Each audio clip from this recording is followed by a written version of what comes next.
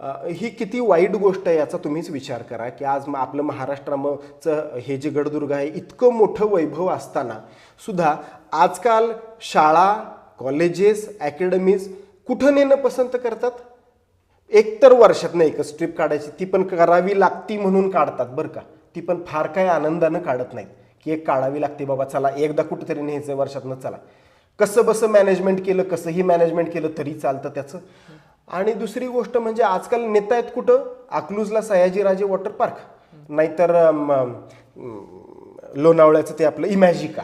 हां, का सेफ आहे ना, तिथं नेलं, मुलं एक दिवस मजा करतात, खातात पितात, पाण्यात उड्या मारतात, फोटो काढतात आणि परत घेऊन यायचं. का गडदुर्गांवर न्यायचं नाहीये?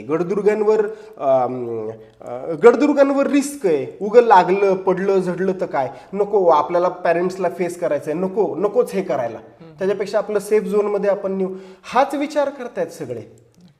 संपूर्ण व्हिडिओ पाहण्यासाठी आमच्या YouTube चॅनलला भेट द्या.